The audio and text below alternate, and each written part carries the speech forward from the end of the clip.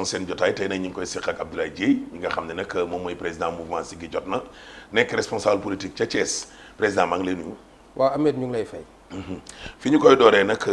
mooy rek nag xam naa wàllum actualité ak jëmm ju tedd ji fi jógee. waaw Ahmed wax nga dëgg avant tout dañuy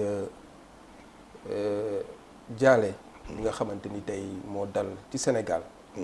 dal ci askan wi dal ci monde entier ñu si dal région Thiès parce que suñu kilifa di suñu sëriñ di sëriñ Pape Malick Sy donc tey jii dañuy profité ci occasion bi pour jaale ko jaale askan Sénégal yëpp mais aussi jaale tarixe cheikh bi nga xamante ni tey man mii fa laa bokk parce que tey ñun am na lu bëri loo xamante ni ñun perte nañ ko nekkoon koo xamante ni aussi une personne de dimension internationale la parce que tey moom bu joué na rôle bu am solo ci dialogue islamo-chrétien fii ci Sénégal mais aussi ci diggante tarixa yi donc tey je pense que ni muy tarixa murid muy tarixa tijaan muy tarixa xadriya tey ñëpp ñoo perte donc ñu ngi koy jaale waa Tiwaawan yëpp jaale ko waa Sénégal jaale ko askan bi yëpp tey loolu perte la ci askan bi mais di ñaan rek yàlla na ko yàlla xare àjjana yàlla na saraxam yàgg ci suñuy loxo ndaxte ku am kilifa ku mel noonu donc suñu ko ñàkkee ñàkk na lu rëy rëy rëy donc tey Tiwaawan moo ñàkk mais aussi Sénégal njaay yëpp ñoo ñàkk ndax taxawaay bi nga xamante ni amoon na ko ci réew mi donc daal yéen aussi ñu ngi leen koy jaale ko askanu Sénégal gi ay jëpp.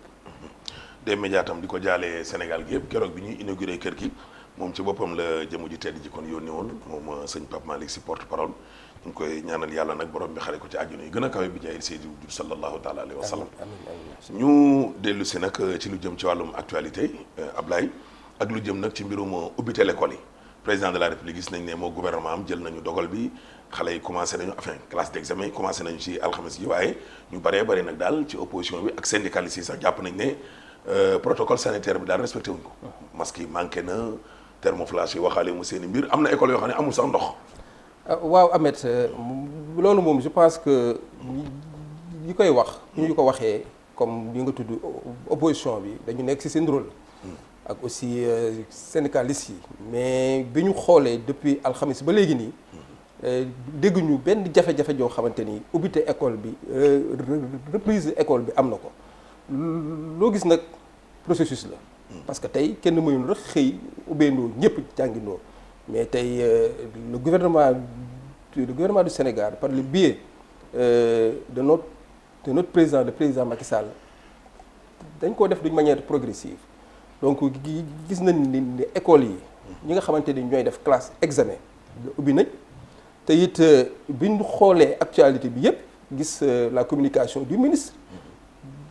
de l'éducation gis li ñu dégg yëpp de école yëpp jox nañ leen ay matériel sanitaire jox leen ay masques jox leen ay thermoflash jox leen aussi ay gel détergent yi nga xamante ni xale yi ñu ngi koy ubbee man mii kat mën naa si joxe benn témoignage parce que sama doom mu ngi def classe d'examen te bi maa koy yóbbu di ko indi mais vraiment gis naa ni respecté nañ les mesures barrières te it lépp loo xamante ni état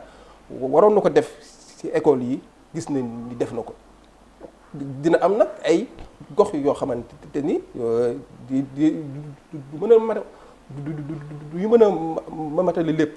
mais fi ñu jàpp rek mooy fi nga xamante ni am na ay taw bi commencé na fa peut-être foofu moo xaw a am ay jafe-jafe mais si wàllu matuwaay bi nga xamante ni nguuru Sénégal waroon na ko jël pour ñu mën a reprendre ouverture bi pour ñu mën a reprendre jàng bi je pense que ni état bi respecté na ko. mais est-ce que le 2 bi ak le 25 bi jegantewul. waaw mais xam nga le 2 ñenn ñi jàpp ne gars yi dañoo échoué ngir ñu ñëwaat encore le 25. Ahmed loolu du échec. parce que tey non du échec parce que li mooy wane rek on a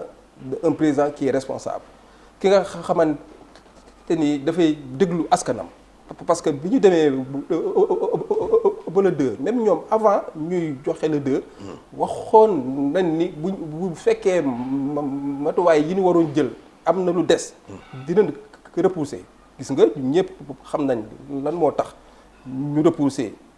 la reprise mooy dafa amoon ay cas yi nga xamante ne ay enseignants am nañ cas de Covid-19 donc tey je pense que ni tey ñoom état bi li leen ñor mooy la protection des élèves donc moo tax bi ñu xamee ne am na cas ñu reculer ko ba le 25 pour ñu mën a jëlaat ay matuwaay yu wóor a wóor pour que xale yi mën a delluwaat ci école yi ci condition yoo xamante ni condition yu am solo la.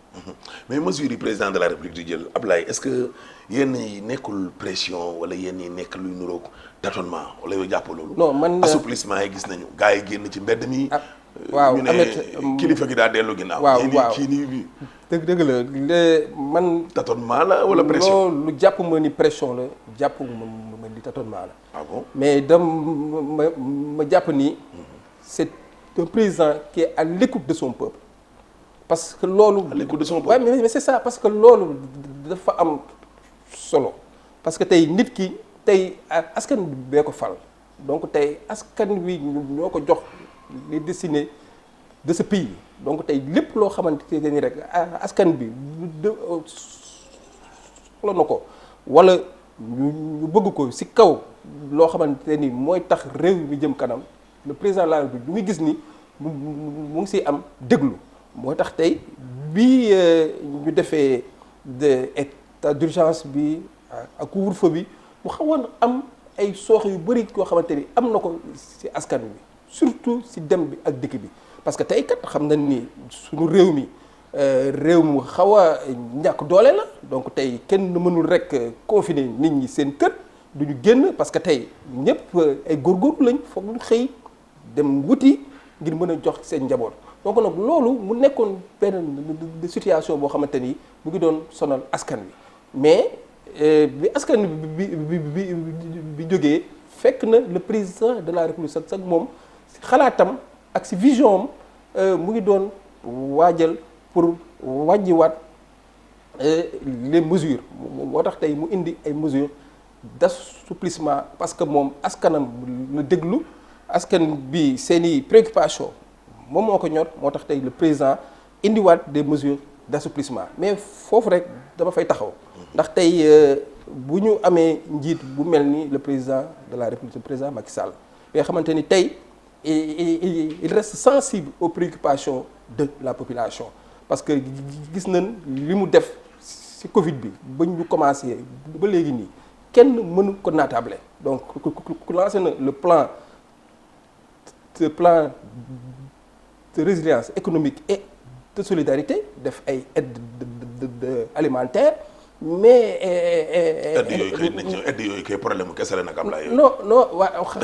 non xam nga continuer aide yooyu kay moom. waaw damay wax rek ne ne tey effort yi nga xamante ni moom le président de la République def pour mën a assouplir jafe-jafe yi nga xamante ni askan wi ñoo ngi koy def comme ni ma ko waxee aide yi mais aussi jàppale secteurs yi nga xamante ni ñoo amoon ay jafe-jafe ci wàllu transport ci wàllu culture mais aussi entreprise yi nga xamante ni tey am na ay jafe-jafe ci Covid bi donc loolu ñun dañuy dellu di remercier le président de la République ci taxawaay bi nga xamante ni am na ko te boobu léegi il le gère en tant que chef du gouvernement donc loolu yëpp ay avantages yooyu yoo xamante ni tey mu ngi koy jël teg ko ci askan wi ngir ñu mën a àndandoo xeex feebar bi mais aussi rek mooy mesure d'assouplissement yi damay rek ñaax di lancer un appel à la population ñoom bu ñu taxawee woote yuuxu nekkat dañoo bëgg ñu defal leen ay mesures d'assouplissement mais dama bëgg a wax ni rek mesure assouplissement du relâchement maa ngi gën a ñaax askan wi ñu xam ni kat feebar bi. la faute à qui. mu ngi fi. loolu ci kan la. donc tey dañoo war a gën a respecté waat les mesures parce que chaque jour ñu ngi communiquer damay profiter ci occasion bi sax di remercier waat sunu personnel de santé bi ci liggéey bu am solo bi nga xamante ni ñu ngi koy def ci sensibilisation ci conscientisation bi nga xamante ni ñu ngi koy def ngir askan bi bañ a bàyyi. mais est-ce que communication bi donc doy na. waaw mais communication bi aussi Ahmed xam nga ni. ànd na ci la ay bokk mais mesures dama ne d'accompagnement. waaw parce que tey loolu kese est-ce que doy na. yow ci jamono yoo xam ne moor yaa ngi gën a bëri cas yi di gën a yéeg ngay def ay mesures d'assouplissement nga gars yi mu mel ni yow yaay pousser population bi sax pour ñuy bàyyi ko. waaw non xam nga loolu mooy li ma waxoon sànq rek si njëlbeen mesure d'assouplissement bëgg-bëgg askan bi la. waaw bëgg-bëgg askan bi gouvernement bi daf leen war a gunge. waaw mais moo tax gouvernement bi boobu ba léegi bàyyiwul tey boo gisee rek ñu ngi def ay lancement de plus de millions de masques ñu ngi xool gox yi nga xamante ni war nañ ko jot ñu yëkkati ay masques jox leen ko ñun tey Thiès gis nga semaine passée les femmes de Benno Bokk Yaakaar nga xamante ni sama sœur di le ministre Ndeye Tické Ndiaye moo fa organisé woon benn lancement. ba politisé wu ko day ba politisé wul masque yi. non loolu man xam naa si dara politisé ko parce que bañ demee Thiès aussi dañoo impliqué tous les acteurs de Thiès kenn xoolul ak obédience politique. xoolul ay parti ba tey li ñuy jël di ko séddale ñu ngi koy yóbbu si mairie yi te ku xool Thiès xam ni mairie bi opposition yaa fa nekk. moom mu ngi jël li nga xamante ni moom la dajale woon yépp ci ay masques dem yóbbu ko ci maire yi pour ñu mën a koo tas ci gox yi. donc tey je pense le ministre Ndeye Tické Ndiaye. ci maire opposant yi. mais non moo tax tey xam nga dañu nekk ci benn situation boo xamante ni kenn warul xool obédience politique amul kii opposant la nekk walla que le parti pouvoir la nekk li ñu war a def mooy ñu boole suñu force xeex benn mbir moo xamante ni mu ngi suñu biir te kenn xamul kañ dafiy jógee. moo tax vraiment ñun loolu xanaa Thiès dong la kalaame yi ngay dégg ci rajo yeeg télé yëpp loolu la. bon masque ceeb ñoom de seen waa parti rek la ñuy jox. non moo loolu de. kon sa ministre bi moom am na lu kenn amul ko. moo loolu de en tout cas ñun Thiès de. la ma fa gis. mooy nit ñi dañu war a jot ñun les responsables politiques dañoo booloo ñu nekk benn. muy nga nekk ci opposition wala nga nekk ci parti pouvoir muy ñu def fa président jox domba tànk yépp muy les ministres muy les députés muy les PCA même les personnes morales ñu ngi jël seeni alal di ko def ngir mu yegg ci bu ngi yegg ci population bi gis nañ sax suñu maire le maire Talla Sylla di def foofu liggéey bu am solo di organiser ay waañu daara chaque jour mu ngi jox daara yi ay añ ak ay reer donc je pense que ni loolu aussi c'est une chose à saluer yéen la gën a jege léegi ñetti maire yi kay xam naa affaire maire yi après dinañ ci ñëw incha allah léegi ñu des ci wàllum aide ñenn ñi dañuy bañ sax l'expression aide alimentaire am na ñu koy bañ ne loolu askan wi ñoo ko moom mais est-ce que nii ñu ko defee nii yóbbu ceeb yóbbu mënuñoo def comme Côte d'Ivoire jox ko nit ñi directement est-ce que lii ak volume bu toll nii waaw Ahmed xam nga dëkk bu nekk ak ni muy doxee tey ñun bi ñu defee suñu évaluation dañu xam ni askan bi loolu dañ ko soxla parce que tey ku jël benn famille wala la benn ménage nga jox ko ceeb ak dëwlin ak suukar ak pâte alimentaire je pense que ni kooku yoral nga ko dépense su ñaari weer mais aussi yombalal nga ko mu jël xaalis bi dem di wuti parce que xam nga sénégalais yi tey koo fi jox xaalis dina am beneen soxla boo xamante ni da koy jël faji mais li ñuy wax ci aide bi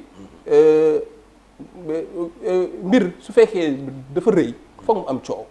parce que ñu jël presque ay plus de 50 et quelques milliards di ko def ci lii foog mu am coow mbir mi du mën a gaaw parce que dina am ay contraintes logistiques ça c'est tout à fait normal des fois nit ñi dañ mën a yóbbu duñu mën a yóbbu mais tey dañoo toll ci benn mooy jiite moom da ngay fàgg waaw mais booy gouverner da ngay prévoir mais nag il faut nga xamante ni feebar bi dafa ñëw di bett ñu donc tey bu fekkee il faut que ñu jël ay mesures urgentes te mesure urgente yi ñu jël pour xool askan bi nga xamante ni yeeyoon nañ ceeb ak lekk gi ñooñu il faut que ñu xool na leen ko yóbbu bi nag moo xaw a am ay retard am ay jafe-jafe mais ñun si lu ñu xam na ni kat tey am na commune yu bëri ñu ngi leen di jox seen i li nga xamante ni moom lañ. mais est-ce que yéexul heure yi waroon fekk seen délai bi jeex. amee comme ni nga ko waxee. mbas moo xam ne ñetti weer moo bëri. xam nga tey kuy jël ay tonni ceeb. waaw mais démembrement état yi ak commandement territorial bi. ñooñu la ñuy jëri. mais préfet gouverneur yi maire yi. mais moo tax ma ni ñoom ñu ngi si processus bi donc ñu ngi séddale gox boo dem li ñu war a jot du nga koy jot mais aussi askan wi ñoo yàkkamti ak aussi spéculation bi nit ñi aussi ñu ngi wax opposition ba kaneen ak kaneen naan dafa yéex ak mais je pense que ni li ñuy wax mooy su fekkoon ni mbir mi amu fi mais ceeb baa ngi fi diwlin baa ngi fi ñi ko war a jot nañ ko jot te tey xam nañ ni askan wi ñoo ngi jot li nga xamante ni moom la leen le président Macky Sall jox. donc nag nañu rek dal ànd ak tey te xam ne mbir bi dina ñëw. beneen coow boo xam ne am na mooy wàllum foncier même Thiès sax maa ngi gis benn journal ci jeudi bi ñu ne tam maanaam fépp la. waaw Ahmed moom. loolu coowu foncier waaw loolu moom je pense que ni ñun coowu foncier sax dafa jiitu ñun su judd fii Sénégal. lu tax loolu mënul jeex. donc nag moo tax tey ñu war si jël ay matuwaay yu am solo. donc maa ngi encore di féliciter le président de la République président Macky Sall bi coow jógee jël na si ay dispositions yoo xamante te ni yu am solo la jëmale ko si askan wi ngir askan wi mën a approprier wu loolu. parce que tey li am solo lu war ko xam mooy lu ñëpp bokk il faut que mu am transparence donc tey coow li bari na surtout comme ni nga ko waxee Thiès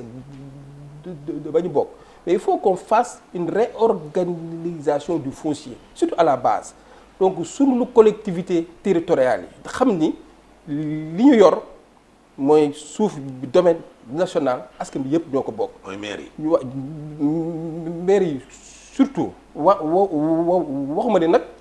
ni ñu ko doxalee war ñu ko doxalee mais aussi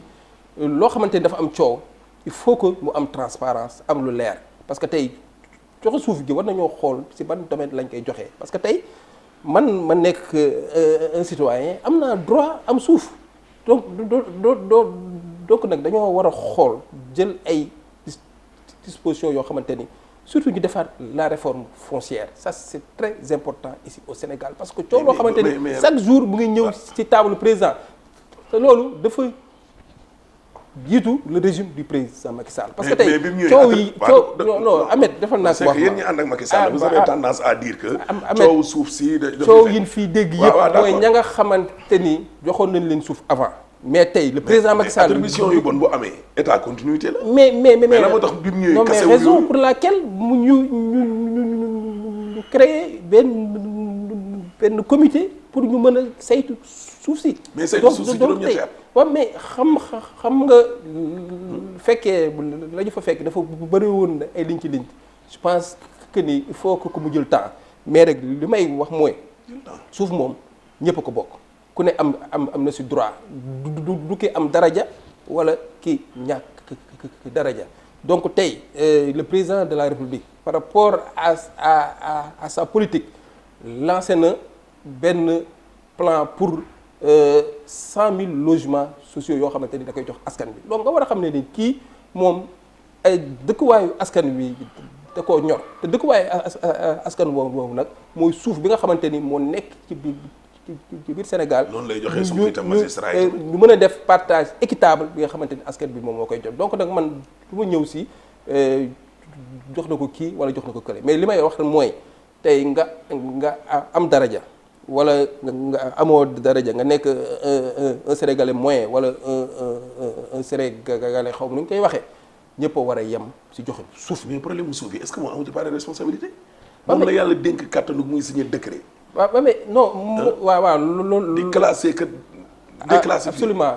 parce que tey moom la fi yàlla teg. waaw ñun moom la ñu fal. donc moo am le pouvoir saytu wax nii la ko war a defee ak nii la ko war a defee mais ñun si lu ñu xam ñu gis ko xam na ni que le président de la République sensible na trop si wàllu suuf ndaxte tey bi nga ko déggee le problème du littoral mais dafa jël ay mesures ne nañu arrêté travaux ya fa nekk yëpp parce que tey lu ñëpp bokk aussi tey domaine domaine maritime ñun ñëpp si am accès sénégalais yi. mais bu coow li amul woon du dem ba yegg ci jël 30 hectares di ko dénk caisse de dépôt et consignation mooy li ma la doon wax léegi dafa mel ni moom daal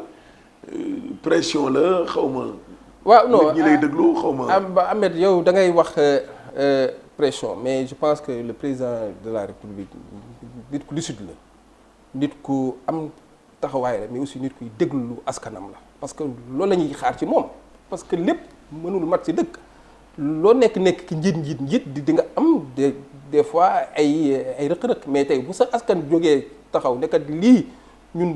bëgguñu ko donc moom dina xool naka lay waxtaane askan moom pour def li nga xamante ni mooy yoon te man je vois que ni le président Macky Sall li fi xew yépp mu ngi jël ay décisions yoo xamante ni c'est salutaire. C'est salutaire d'accord ñu ñëw ci wàllum politique dem Thiès. bis bu nekk nag dañ leen di gis rek yeneen ñeneen jarul sax mooy tudd seen tur Thiès commune bi comme niñ joxee président de la République département bi commune bi dinañ ko jox noonu te chaque année waa ji gagné leen problème mu Thiès lan la. waaw waa ji moom damay tudd trop mooy Idriss Seck. waaw Ahmed je pense que ni loolu moom bon ñëpp xam na ni Thiès coalition Benno Bokk Yaakaar am na fa ay jafe-jafe ngir am fa majorité. mais li ma mën a rek wax mooy tey am na rôle bu am solo boo xamante ni ñun ñi yor ay mouvement citoyen di jàppale le président Macky Sall ak la coalition Benno Bokk Yaakaar ak la mouvance présidentielle ñu ngi koy jouer pour que ñu mën a basculer Thiès sur le camp du président de la République. si Benno Bokk Yaakaar moom mënul dara Thiès. waaw non. yi ñu dem yëpp commune bi lañ leen a gagné. waaw mais département bi kay. waaw mais tey xëy na mouvement yi ngeen boo leen ñëwee mu tane. mais gis nañ ni am na ay avancement aussi ah. avancement waaw parce que tey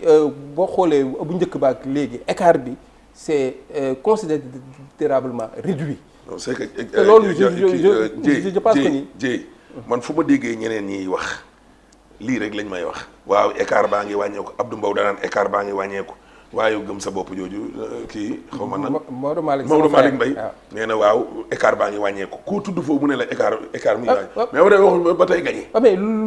comme ni ma wax rek malgré vos moyens loo gis processus la ak taxawaay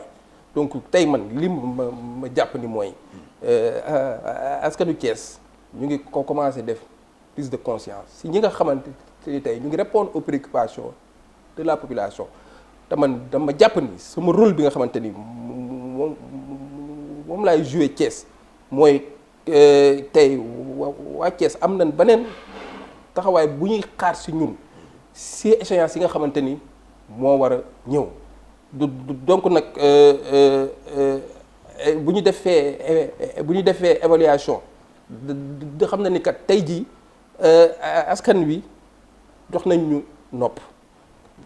parce que ñi nga xamante ni ñoom la ñu dénk suñuy collectivité locale gis nañ ni bëri na ay manquement bëri na ay jafe-jafe ba tey askan wi fu ñu tourné ñu ngi ñëw xanaa régime dañ leen di xeex. waaw xanaa dañuy xeex maire yi. waaw mais régime dañuy xeex maire yi. non. mais opposants yi dañoo sonn gis nañ fi kaaw daaw dañu am fii.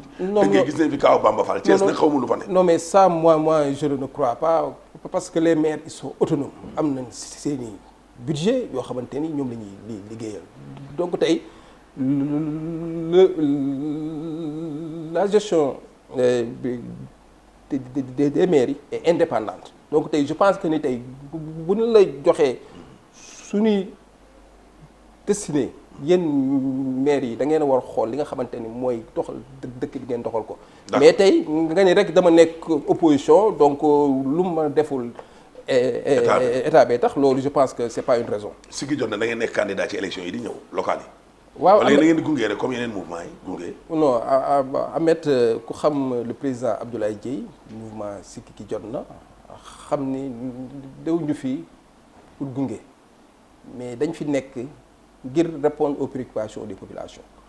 te képp koo xamante ni am nga parti politique wala nga am mouvement citoyen say aspiration mooy participer à la gouvernance locale te je pense que tey ce qui est important mooy. participer à la gouvernance locale ak avoir des ambitions am na différence de. non mais c'est ça. participer am na ñoo xam ñu ngi participer moom ñu ngi participer rek mais ñoom amuñu benn ambition. ah mais non man li ma jàpp mooy man képp koo xamante ni da nga am da nga aspirer nekk leader mooy ëllëg nga jiite nit ku nekk am nga droit am ay ambition man aussi am naa droit am ay ambition et tey il faut que ñu defaat beneen configuration politique à Thiès def benn alternance générationnelle mais nag comme ni ma ko yàgg a waxee dañu bokk ci mouvance présidentielle boo xam ne dafa am une ligne de conduite man foofu laa bokk donc tey lépp loo xamante ni war nañ ko wax ci échéance yi nga xamante ni moo war a ñëw ci échéance locale yi dinañ toog waxtaane ko mais en tout cas li nit ñi mën a xam mooy de élection locale du élection politique il faut que aussi ñu jàpp ni élection locale du élection politique affaire de koñ la ñun man comme à chaque fois li may wax mooy du ma ni waa koñ bi fal leen ma mais damay jëf loo xamante ni ëllëg waa Thiès dinañ ma ni kaay ñu fal la je pense que c'est ça la chose la plus importante. bu ñu la proposé nga ne candidat kon da nga ne candidat. parce que tey ñun tey askan wee tax ñu toog fi. waaw askan woowu laa. waa Thiès ñoo tax ñu toog fi ñoo nekk candidat ci mairie bi. ñoom bu ñu demee ba xam ni kii moo war a yor. seen destinée tey man je suis prêt à répondre aux préoccupations de la population parce que man li ma ñor rek mooy day taxawaayu Thiès. kon loolu leer Thiès moom moo ñu ñor mais aussi comme ni ma ko waxee dañ bokk ci mouvance présidentielle. donc respecter la ligne de conduite et la discipline. Thiès dafa metti moo tax yéen ku leen invité day am matière sa diggante gars yi nag ak ñi ne ci commune bi ak ministre ya. non man moom macha allah maa ngi leen di sant sax di pas en passant di leen nuyu mooy ñi nga xamante ni tey ñoo nekk. ministre ba nag moom sa diggante moom Ndeye Tické. non Ndeye Tické moom même bu dul la politique c'est ma sœur. même les responsables de l'opposition samay xarit lan parce que ñun dañoo ñëw pour def une ñëwuñu di def la politique politicienne ñëwuñu di xas kenn ñëwuñu di saa kenn mais dañu bëgg Thiès nekk dans les rails de l'émergence te loolu dañu gis ni le président Macky Sall moo koy doxal ñu ànd ak moom ci loolu pour mën na participer activement ci cette mission de développement local. comme ni ñu ko waxee rek man sama mouvement chaque fois li ñuy wax mooy on a une pensée globale pour des actions locales te action locales yooyu kat Ablaye Dièye mu ngi siy dox suba ngoon guddeeg bëccëg et je ne démissionnerai jamais devant mes engagements yi nga xamante ni je l'ai pris pour que Thiès mën a développé wu. Thiès mën a développé président Ablaye Dièye kon ñu ngi lay gërëm di la sant. waaw Ahmed maa ngi lay delluwaat di la remercier yow mi may jox à chaque fois occasion may waxtaan ak askan wi di joxe sama point de vue ci actualité bi di joxe sama opinion parce que ñu mel ni yéen rek ñooy xam ñoo xamante ni li leen ñor mooy liggéeyal askan wi li leen ñor mooy Sénégal jëm kanam ñu ñuy tàllal suñu micro ngeen ñuy tàllal seen micro pour ñu mën a waxtaan ak askan bi ñu ngi lay sant bu baax di la gërëm di sant tous les téléspectateurs de la Sen TV. mu nekkoon seen émission seen jotaay tey na ñu ko doon seq ak Ablaye Dièye mi nga xam ne moom mooy président mouvement Siggi Jotna nekk diwaanu Thiès di leen jox kon dig daje ci beneen numéro incha allah.